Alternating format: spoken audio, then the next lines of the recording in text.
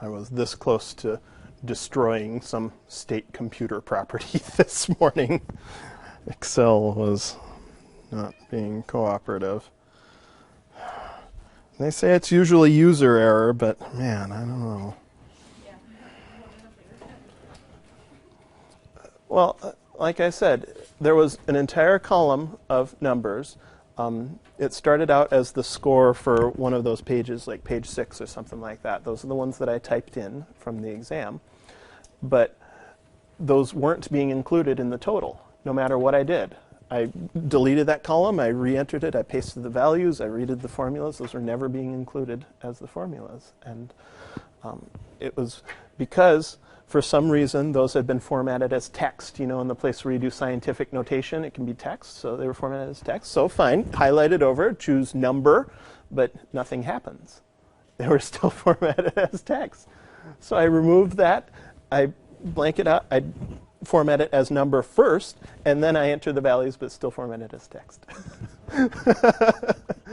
That's what I was dealing with this morning. So that's why I wanted you to calculate. Then it started doing that randomly to some of the multiple choice answers, and yeah. Okay. So we drew structures last time. We drew their shapes. Let's minimize that. There we go. We talked earlier on in the last chapter about polar covalent bonds. Now, if we put those together, if we have molecules with correct bond angles, and we consider the dipoles of those polar covalent bonds, we can assess whether a molecule is polar or nonpolar overall. It's just sort of a geometry problem at this point. Right? So we can add dipoles together geometrically to form what's called a net dipole moment. It's just the geometric sum of any dipole arrows.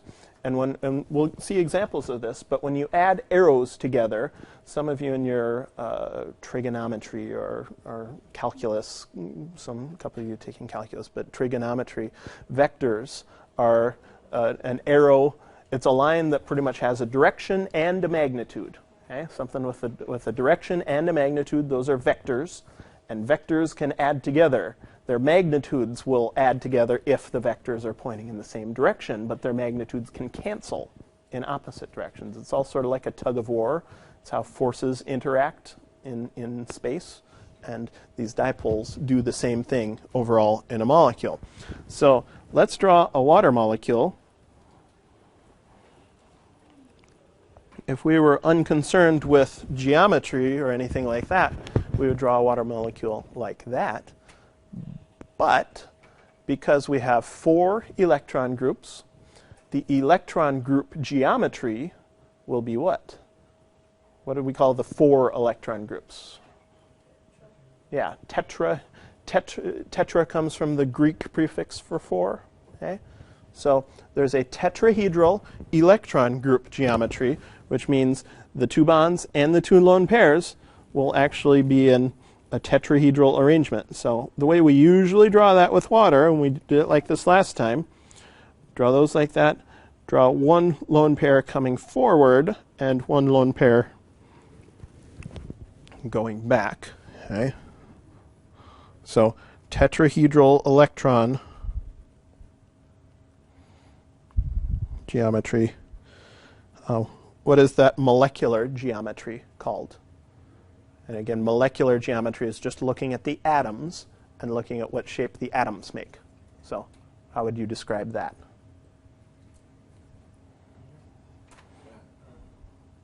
It would be linear if they were straight across from each other. Okay? But yeah, going at an angle like that, that is a bent molecular geometry. Right? All right. So if we want to determine if this molecule is polar, let's draw in dipoles on any polar covalent bonds. And remember, that requires electronegativity. So what's the most electronegative element on the periodic table? Fluorine is the most electronegative, and it decreases in either direction coming away from fluorine, right? So if we're comparing O and H, O is the more electronegative one. H is in here somewhere, right? So drawing dipole arrows next to these bonds, should it point towards the O or should it point towards the H? What do you think? Yep. If O is more electronegative, we draw that arrow in the direction that electrons are pulled within that covalent bond. Okay. And the other piece of information is that lone pairs can actually contain their own dipole. Okay? They're just kind of electrons, but they're electrons that are kind of being shaped in space. So we're going to draw arrows also pointing from the nucleus to the actual electrons themselves. Okay? So what we need to do then is think of what would be considered the vector sum, or just adding up kind of the direction that all these arrows point. And if you got lots of arrows, it helps to just do it kind of two at a time. If we have these two arrows, what direction would the sum of those two arrows point? You got an arrow kind of going that way, and an arrow kind of going that way. If you think of those as sort of forces, right? If you kind of push them together like that, the net result is what the vector sum would be. So what do you think? What direction would these two arrows sum towards? Yeah, up. And actually the ones in the lone pairs would also sum up, right? If you got them at least in the same plane, the vector sum will bisect those two. It'll be right in between them. Okay? So all of those have an upwards pointing component. Okay? Let's draw an arrow like that. That is the net dipole moment. And any molecule that has a net dipole moment is a polar molecule. That's a very important property, especially of something like water. The polarity of water is responsible for many, many of its unique properties. Water is actually very polar. Okay? And so if we do vector sums, those two arrows, if we add those together, that will equal an upwards arrow. Because the inwards pointing components of those cancel, and the upwards pointing components of those reinforce each other. So we've got those adding to an upwards, and then also those adding to an upwards, so the whole thing will add to a big upwards. Does that make sense? Okay. So that makes a polar molecule. In general, polar molecules behave like, for that to come back up, if we imagined a molecule as being just sort of a cloud of electrons, polar molecules are more negative on one side and more positive on the other side. Okay? And that net dipole moment points from the positive side to the negative side of a polar molecule. So polar molecules actually behave like little magnets, where the north pole of one will attract to the south pole of a neighbor. Okay? Polar molecules, the partial negative side of one will attract to the partial negative side of a neighbor, and they'll sort of align themselves and attract that way. Okay? So CO2, let's draw the structure of CO2. Got a carbon, an O, and O. You could either add up total electrons, or you could just do it with formal charges, but it's a neutral molecule, so it's going to be all no formal charges wherever possible. What kind of bonds do you think we'll have between those C's and those O's? And some of you have done this molecule before. They're going to be double bonds, and we know that because if carbon only has two atoms to attach to, okay, in order for it to have no formal charge, it has to have two double bonds. Right? We have to go 4, 3, 2, 1, 0, essentially. these O's, for them to have their octets, they'll have to be filled in like that. If we wanted to double check, we could do 4 plus 2 times 6 is 12, 2 and 4, 16. 2, 4, 6, 8, 10, 12, 14, 16. Okay. That prevents us from doing something like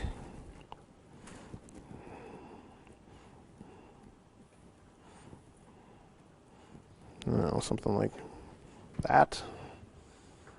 We'll have all kinds of formal charges in that. -1, -1, -2 in that. And so the formal charges can help you out. And if you can do formal charges and the octet rule, okay, you'll usually be in good shape. Some of you forgot that you are allowed to expand the octet, and that's not necessarily a bad thing if it reduces formal charges. Okay? I had to write expand the octet on several papers. You can do that. That's fine. Not for carbon, okay, but for elements starting in the row under carbon, in that third row. Okay. So there's CO2, just 2 electron groups on that carbon. So the molecular shape and the electron group geometry are both called what in CO2? Yeah, if we just have 2 electron groups, okay, CO2 is totally linear. And we know that from the correct structure. Okay. So CO bonds are polarized towards the O's. Okay. But because both of those arrows have equal magnitude, the magnitude, or sort of the size of those arrows, depends on what's being pulled. Okay? We have an O pulling electrons away from a C in both cases. Close the door. Okay? So they're equal magnitude. They are opposite in direction, right? Because it's linear, they're 180 degrees apart from each other. So what is the vector sum of those 2 arrows? What direction? Yeah, those 2 arrows should cancel each other out. Okay? Arrows will cancel if they're symmetrical geometrically and if their magnitude is the same. So this has no net dipole moment.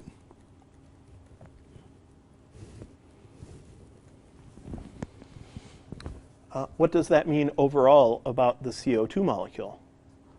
It is non-polar.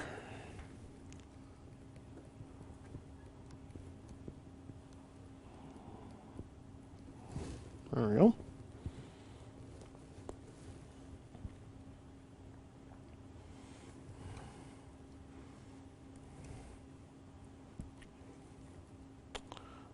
Do you guys remember what I told you about B?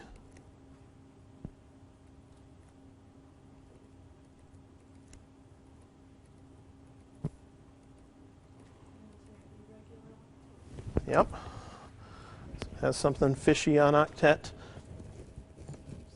Yep. Boron is totally good with 6 as long as its formal charge is 0. In this structure right here, boron has 3 valence electrons. Well, boron always has 3 valence electrons, but in this structure it has a 0 formal charge. That's not a dot, that's my cursor. Okay. So what would this shape be called? Yep, all the 3 ones are called trigonal. Yeah, and there were 2 trigonal ones. There was the flat trigonal one that's trigonal planar, and then there's also trigonal pyramidal, which is if you have 3 atoms kind of pointed in one direction with a lone pair taking up space kind of in the other direction. So this one, which one is this one? Trigonal planar or trigonal pyramidal? This is trigonal planar.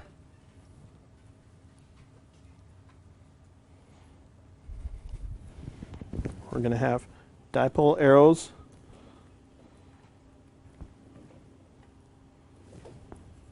running like that. Okay, we got one going that way for the top one. Okay. Does BF3 seem to be polar or non-polar to you? What do you think? Polar? Nonpolar?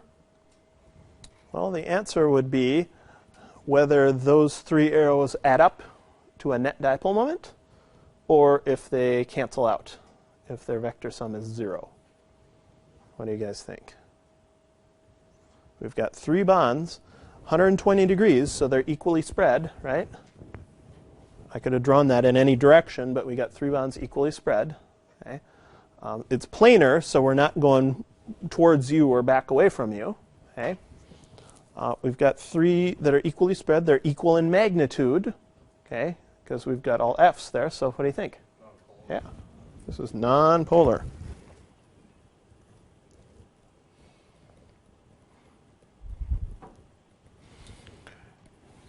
Now, what if I had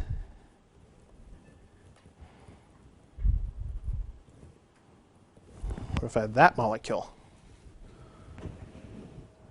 Changing one of those fluorines into a chlorine, what does that change in our determination here? It makes, what does it do to that up arrow? It makes it less strong, right? F is the most electronegative element, so F pulls harder than any other element. So switching that out with something that doesn't pull quite as hard, we could draw it as like a little arrow.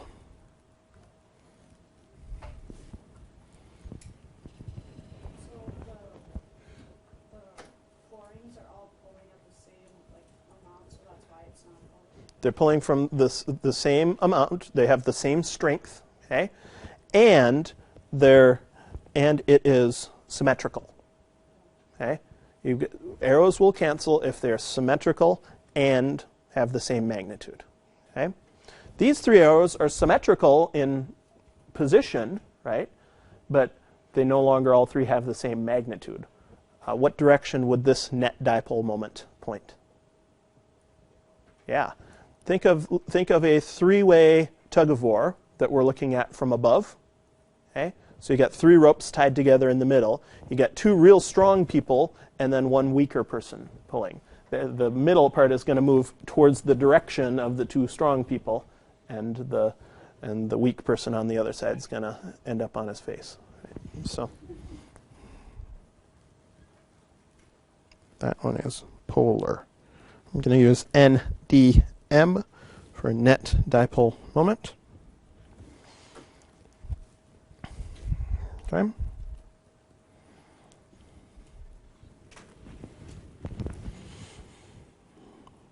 It's important, especially when something is tetrahedral, that we draw it with its correct shape. Is that the correct shape of CH2F2? This molecule is not. There is a name for this shape. You guys remember what this shape was called? Yeah, this is not square planar. And in fact, the only way that square planar can happen is if we've got four atoms bonded, but then also a lone pair above and a lone pair below, taking up spaces on the octahedral electron structure. Okay, that's square planar. This is not square planar. How do four things spread themselves out around a central atom?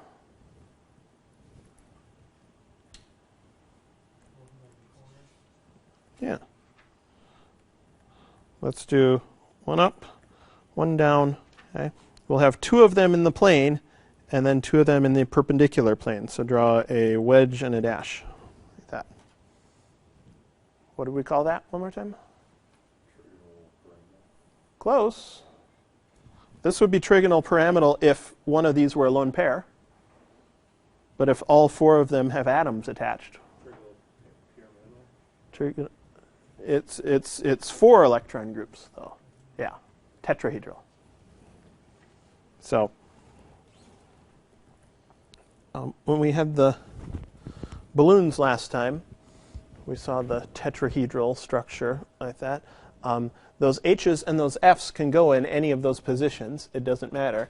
But it makes your arrow drawing a little easier if you put them in, if you got two that are different from the others, put those next to each other on your perspective. That just makes arrow drawing a little easier. Okay. Let's draw dipole arrows towards the C and the F. Okay. Do you guys remember what I told you about the CH bond? When we're looking at whether it's polar or nonpolar? Or the difference in electronegativity between C and H. C is like 2.5 and H is like 2.1. So they're very close to each other in electronegativity. Okay. So let's make a little note to ourselves over here. Assume C and H have similar electronegativities. Okay. No dipole arrows on CH bonds. Okay. Even though carbon is slightly more electronegative than H, it is not enough of an electronegativity difference to make a difference in the polarity of the molecule. Okay?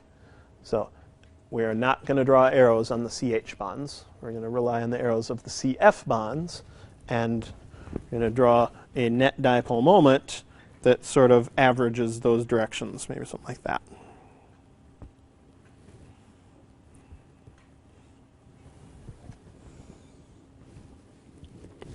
So because it has a net dipole moment, that makes it a polar molecule, nonpolar molecule? Yeah, makes it a polar molecule.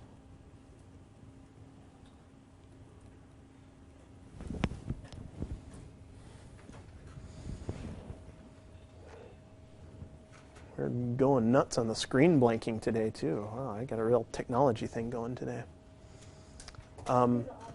Yeah, it's user error.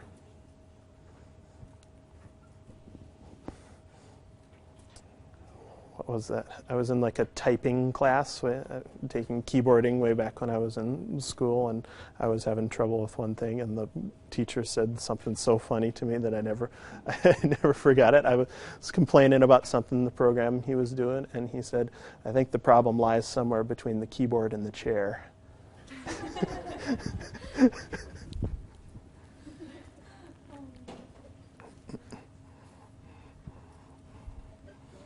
I've been tempted to say that to students sometimes, and I usually bite my tongue. Especially when we have a charge, okay? Especially when we have a charge, it's super important to add up the total, okay? So why don't you guys add up the total, draw a structure, and especially when you have charges, resonance structures are usually in place, so draw the major resonance structure. And let's see if we can figure out if this has a dipole moment or not.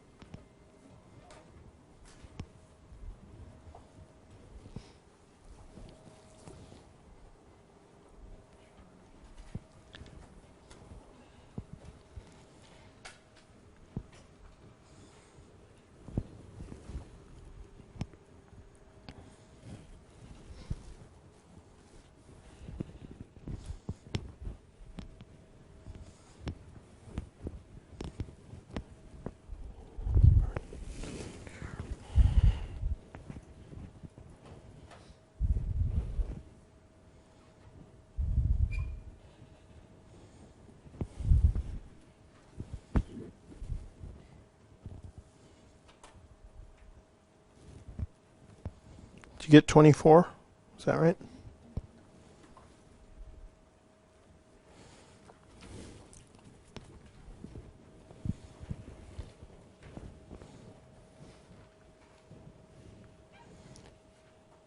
Oh, and the other thing, when you've got lots of O's and one other element, how are those attached?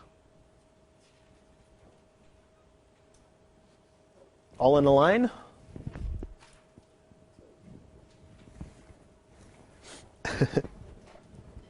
When you got 2, 3, 4 O's Okay? I don't think we have anything with more than that. Could have 5 O's with an expanded octet, maybe, I don't know. But you got multiple O's and then some other element. We're going to have all of those O's attached to the central atom. A couple of you forgot about that on the exam. I saw some big chains of atoms. So pretty much, it's very, O bonds are very weak. Okay, that's the reason that doesn't happen. So put all 3 of those O's attached to the carbon. Does the size of the bond change how the strength of the electronegativity is? Does the size of the bond, I assume you're talking like bond length and bond strength and bond type. Yeah. Let's think about what the source is of that electronegativity difference. We're talking about one atom's ability to pull versus the other atom's ability to pull. So if you have the same type of atom, their ability to pull remains the same. Electronegativity is sort of an atom's ability to pull. So it's a good point. What kind of bonds did you use here in your major resonance structure? Okay, sounds good to me.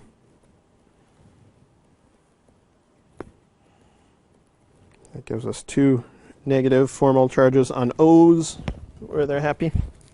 Okay. We have dipole arrows in those 3 directions. Did everybody hear the question before? Does the type of bond influence how the pulling is? Oh, I think. even with that, what idea I had too was that's going to be a hybrid resonance structure, which really all 3 bonds are going to be the same. Okay. Structure. So as we can get to a lot of things here. Okay. In this actual molecule, are we going to have 1 shorter double bond and 2 longer single bonds? We're going to have 3 resonance structures. The overall molecule will be a hybrid between those 3. Okay? So really what we need to say is all 3 of these bonds